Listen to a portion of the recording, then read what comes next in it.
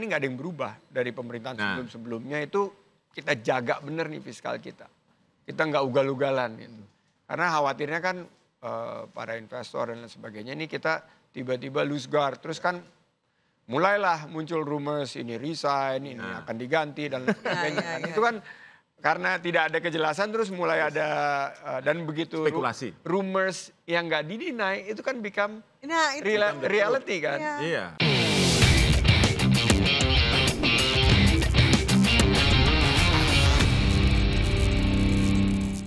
Kalau ngomong sama beliau tuh kayaknya Indonesia tuh optimis banget. Adem banget ya. Terakhir banyak PR tapi banyak PR. Terakhir komunikasi sama Pak Prabowo kapan, Mas? Udah lama banget enggak. Terakhir mungkin mau lebaran ini. Apa yang dikomunikasikan? Nih, San mampir dong gitu. Oh, enggak pernah. Gini loh. Enggak pernah ketemu. San, bantu dong. Bantu kira-kira. Kalau bantu nggak usah diminta saya udah bantu. Oh, tuh. Bro mampir lah gitu. Nggak usah diminta saya udah bantu. Ngopi dulu lah. Gimana caranya bikin terang? Oh, persis nih. Tapi nggak pernah diajak atau dikontak untuk enggak, saya tanyain waktu pendapat gitu. pamit, udah mau balik ke bisnis, saya udah sampaikan dan ya sekarang saya membangun usaha dan saya melihat tim yang sudah ada ini tinggal diperkuat lagi. Ini kan mereka baru bekerja sama Pak Prabowo kan, kalau saya udah lama sekali. Itu, Mas Andi. Pak Rosan ini salah satu yang cukup lama loh kerja sama Pak Prabowo dari awal tahun 2000 sama saya waktu menjadi konsultan di keuangannya grup bisnisnya Pak Prabowo. Jadi Pak Rosan salah satu orang yang udah lama kerja sama Pak Prabowo. Jadi ini yang udah ngerti cara pola pikirnya Pak Prabowo dan cara kerja beliau. Tapi Pak Sandi, kalau melihat Pak Sandi ini kan pengusaha udah lama ya, terus sekarang sibuk roadshow membina pengusaha-pengusaha muda. Optimisme di kalangan pengusaha itu seperti apa nih sekarang dalam posisi sekarang ya? Karena kita kan juga tadi nyebut ada PHK di mana-mana, terus kemudian prospek kemarin IHSG juga turun. Gimana sih sebenarnya kalau di lapangan ini, fakta lapangan, kalau fakta yang muncul di media kan beda nih. Sepesimis itukah? Apa? Karena dunia IHSG usaha ini gimana ini? IHSG turun cuma di kita aja. Sementara di tempat lain tuh jauh semua. Itulah yang terjadi. Itu kenapa? Mungkin kalau Mas Andi yang jelasin. Kita gaduh. langsung paham jadi, nih. Ini. Jadi kan selalu kan poin karena global. Nah yang terjadi pada hari Selasa itu yang kita sebut sebagai perfect storm. Yaitu ada badai yang terjadi yang ada hanya di Indonesia. Badai itu terjadi karena akumulasi daripada berita-berita sebelumnya, akumulasi dari pertanyaan-pertanyaan yang belum terjawab, akumulasi dari apa yang dibicarakan oleh para investor, akhirnya terjadi di satu hari itu. Tapi yang tidak berubah kan kita udah tahu, era VUCA itu kan fee-nya itu adalah volatility. Nah volatility-nya biasanya kan 2-3% ini naik turunnya. Sekarang lebih dari 5% karena akumulasi daripada berita itu dan ada konon kabarnya ada 1-2 perusahaan yang turunnya cukup dalam pada pagi. Sehingga men-trigger bahwa yang lain itu kekhawatiran ada margin call. Bahwa ada berita sebuah perusahaan besar nggak bisa memenuhi kewajibannya. Dan ini kan rumors. Sehingga harga sahamnya jatuh sampai 50%. Dan itu akhirnya nyebar kan itu kan paling cepat tuh. Itu satu, terus mereka bilang sebentar lagi lebaran nggak bisa dagang, nggak bisa ini kita take money out aja dulu gitu loh. Makanya sahamnya sangat turun dan kita memang harus terbiasa volatilitas ini di angka sekarang gitu 6.000, 6.500. Kemarin naik 3% misalnya ya kita udah harus biasa gitu loh. Naik 3%, turun 3%. Kalau dulu kan kira-kira range-nya itu antara 1 sampai 2. Kenapa harus biasa Mas Andi? Ya ini era VUCA. Volatility, uncertainty, complexity, dan ambiguity. Ada pola keseimbangan baru berarti? Ada new normal. Inilah new normal kita. Berarti 5% itu akan jadi normal ya? Nah, authority udah langsung menyesuaikan. Makanya kan buyback udah bolehkan. Dan yang paling tahu saham daripada nilai saham yang ada di pasar itu kan ya pemilik perusahaan sendiri. Kalau dia perusahaannya bagus, dia masih optimis, dia lihat masih cash flow-nya masih cukup kuat, ya dia berinvestasi di sahamnya sendiri. Nah itu policy response yang menurut saya tepat. Nah bicara mengenai optimisme, ini ada disconnect antara apa yang terjadi di akar rumput yang masih melihat nih, ekonomi Indonesia kan tumbuh 5%. Iya. Kecuali kita ini benar-benar udah nggak tumbuh lagi. Tapi di saat tumbuh itu ada beberapa data-data seperti PHK mulai terlihat. Terus kita udah melihat daya belinya melemah. Nah perusahaan-perusahaan ini menyesuaikan. Tadi baru pitch nih, ada 5 pengusaha pemula di program kita inkubasi. Mereka masih menawarkan investasi karena usaha mereka ini meningkat, terutama di beberapa sektor yang masih ada peningkatan penjualan. Misalnya F&B. F&B itu yang di level bawah itu masih ada peningkatan penjualan. Jadi misalnya kalau yang di level 200 ribuan ke atas itu per meal itu memang susah jualnya. Berat. Tapi mereka ini tadi para pengusaha-pengusaha pemula ini produk-produknya itu rata-rata tuh antara 40 sampai 50 ribu rupiah. Itu masih banyak. Itu mereka masih meningkat dan angkanya tuh 5 sampai 7%. Mereka perlu investasi untuk bikin dapur, terus bantu untuk jaringan distribusi. Jadi masih ada pertumbuhan, masih ada optimisme. Nah, tinggal kita mengamplifikasi aja. Sehingga kan ini kan turun nih karena kelunturan percaya terhadap keadaan pasar modal Indonesia. Ini harus kita reverse dengan sektor real, di mana 97% lapangan kerja itu kan dari UMKM. 61% sumbangsi ekonomi kita juga dari UMKM. Bahwa UMKM ini masih bertumbuh. Gitu. Paling tidak dalam angka sekitar 5% yang menjadi konsensus pertumbuhan ekonomi kita. Itu dia kabarnya. Banyak PHK, tapi di sisi lain sebenarnya penyerapan juga tinggi. Penyerapan tinggi. Gaungnya nggak terdengar aja. Betul, dan kalau kita lihat misalnya di sektor kesehatan itu masih bertumbuh. Di sektor energi baru terbarukan masih ada pertumbuhan. Jadi tinggal kita nih bantu nih, kan podcast ini bagian daripada new media kan. Podcast ini yang perlu menyampaikan, tapi memang berita-berita yang ya kira-kira negatif itu ya harus kita counter dengan berita-berita yang positif sehingga balance semuanya. Meskipun memang ada beberapa fakta yang memang kayak misalkan 2025 ini sampai Februari udah 40.000 orang kena PHK. Banyak pabrik yang tutup.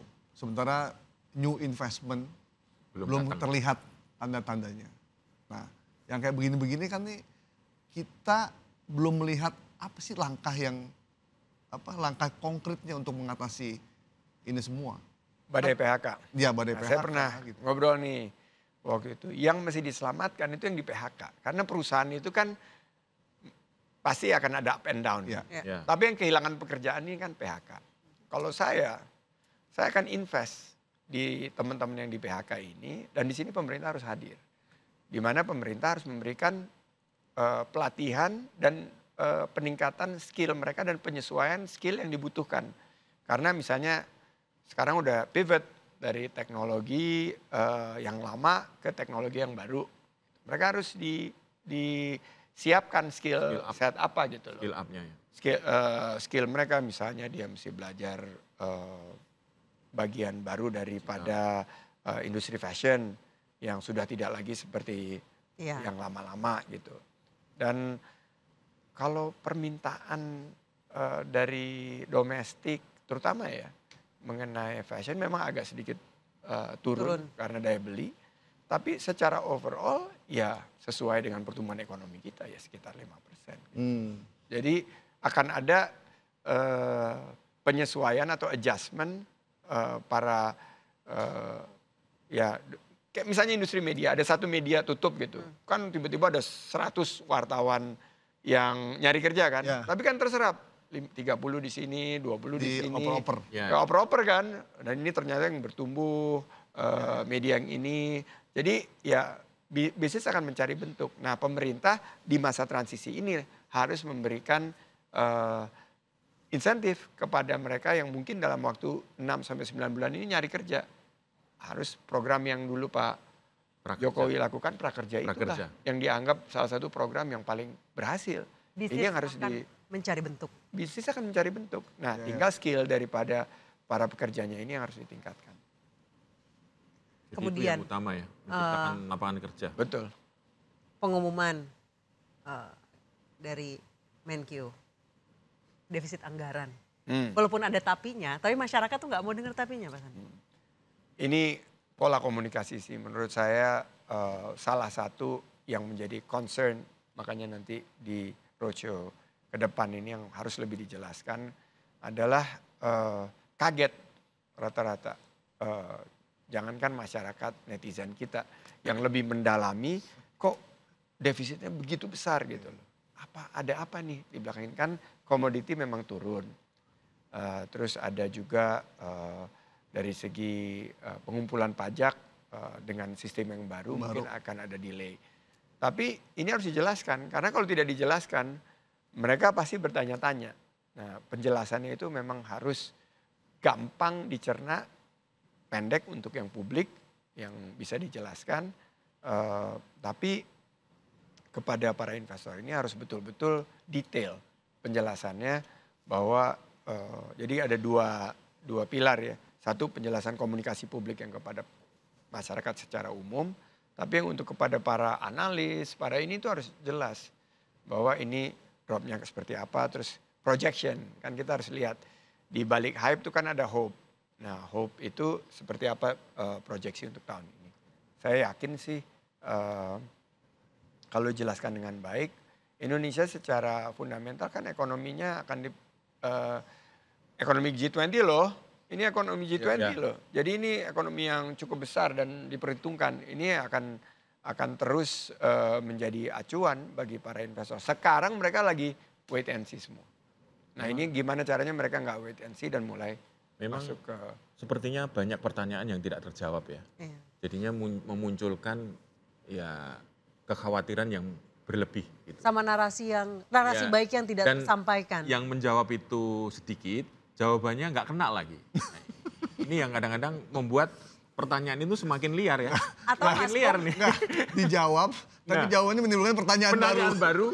Dan menimbulkan polemik yang baru. Iya. Itu gimana? Tertutup oleh jawaban-jawaban yang sebenarnya butuh kita bisa ya. Yang mengenai ini anggaran, kita harus pertama komunikasikan bahwa governance. Bahwa kita ini nggak ada yang berubah dari pemerintahan sebelum-sebelumnya itu. Kita jaga bener nih fiskal kita. Kita nggak ugal-ugalan gitu. Karena khawatirnya kan para investor dan lain sebagainya ini kita tiba-tiba lose guard. Terus kan mulailah muncul rumors ini resign, ini akan diganti dan lain sebagainya. Itu kan karena tidak ada kejelasan terus mulai ada dan begitu spekulasi. Rumors yang nggak didinai itu kan become reality kan. Iya. Jadi denialnya harus disampaikan dan kemarin sudah disampaikan dengan baik, dengan lugas, tegas, jelas dan memberikan harapan bahwa masalah governance ini akan berujung kepada peningkatan penerimaan pajak karena ekonomi kita bertumbuh walaupun ada penyesuaian misalnya. Nah ini bagian dari ini Nisa. Yang kedua adalah masalah yang selalu berkaitan dengan perubahan kebijakan. Nah ini dijelasin namanya kan keberlanjutan. Tidak ada perubahan kebijakan yang fundamental. Yang ada adalah perbaikan, penyesuaian dan perbaikan. Dan antara misalnya itu kan udah jadi pemikirannya Pak Prabowo sejak awal. Ya. Ini tinggal dikomunikasikan dengan baik dan sekarang sepertinya sudah lebih baik pengkomunikasiannya dan tokoh-tokohnya yang ditampilkan juga yang memiliki reputasi yang baik. Mas Andi, tahu nggak ketika saya baca soal Danantara, artikel apa yang pertama masuk? Akankah Danantara bernasib sama dengan 1MDB? Nah itu kan kalau kita lihat yang dari sisi pesimisnya. Tapi kan ada juga yang sovereign wealth fund-nya bagus. Seperti kayak Temasek atau Norges Bank. Nah itu yang harus ceritakan kepada publik 6 bulan pertama apa yang akan dilakukan. Governance, perbaiki tata kelola. Jadi sehingga Danantara itu nggak kayak 1MDB. Before making any investment yang ada dulu nih diperbaiki. Waktu Temasek pertama terbentuk kan yang paling pertama dikerjakan perusahaan-perusahaan yang ada di bawah situ, Singapore Airlines harus nomor 1 terbaik di dunia. Jadilah Singapore Airlines perusahaan yang tidak punya destinasi lokal menjadi perusahaan airlines terbaik di dunia. Terbaik ya. Kedua, pelabuhan. Coba, pelabuhan Port of Singapore Authority harus jadi pelabuhan yang terefisien sedunia. Jadilah PSA dan bukan punya di situ aja, di mana-mana dia menjadi referensi operasi pelabuhan yang paling baik. Changi Airport, bagaimana caranya Changi ini menjadi bandara terbaik di dunia? Ya mereka kerjakan gitu. Itu yang mereka kerjakan sampai ini semua investasi berhasil menghasilkan profit sampai mereka keluar duit dari kupingnya. Begitu keluar duit dari kuping, nah dia baru pikir investasinya di mana. Nah, mulailah dia investasi di Indonesia. Berapa lama butuh waktu bagi Danantara untuk jadi seperti itu? Harus dicari penjelasan. Sekarang kan mereka udah dapat dividen. Itu kan mungkin bisa di set aside karena untuk investasi jangka panjang kan. Ini kan untuk anak cucu kita, bukan investasi zaman sekarang. Kemarin juga sempat ada rumors bahwa masyarakat Indonesia yang tadinya investasi di bank-bank BUMN ditarik semua, kemudian berbondong-bondong beli emas. Jadi UMKM itu susah dapat pinjaman, semuanya di hold. Itu benar nggak sih? Ada beberapa UMKM yang menyampaikan ke saya dan ada juga yang perusahaan yang udah menengah besar gitu. Karena mau ada RUPS, mau ada pergantian, mungkin ganti kebijakan. Tapi kan sebetulnya nggak akan lama itu. Begitu udah balik lagi, customer mereka itu kan pasti akan terlayani. Itu kan yang make money buat mereka kan. Kalau mereka minjemin kan mereka dapat net interest margin. Dan untuk bank-bank besar itu ya hidupnya mereka itu dari pinjaman gitu. Sebenarnya no issue ya soal orang tarik investasinya segala macamnya. Dan kalau perusahaan-perusahaan bank-bank besar ini kan bank-bank yang memiliki pengelolaan yang baik gitu loh. Jadi kalau kita tarik uangnya mau ditaruh di mana? Mau taruh beli emas, apakah lebih safe? Ya harga emas sekarang kan lagi tinggi-tingginya nih. Lagi tinggi-tingginya. Memang bagus kalau emas itu dalam menghadapi situasi inflasi yang tinggi. Tapi kan inflasi kita sekarang sekitar, malah bulan Februari kemarin deflasi. Jadi kita harus betul-betul pikirkan dalam segi investasi. Jangan sampai ada panic, irrational reaction terhadap keadaan perekonomian kita. Kan saya dibilang, oh ini tarik banknya dari sini, pindahin ke sini. Udah pasti belum kalau dipindahin ke sini lebih baik pelayanannya daripada yang bank-bank yang kita tarik pendanaannya. Tahunya ujung-ujungnya terbawa bantal. Nah, itu yang harus kita hindari karena ekonominya kan akan nggak sehat kalau gitu.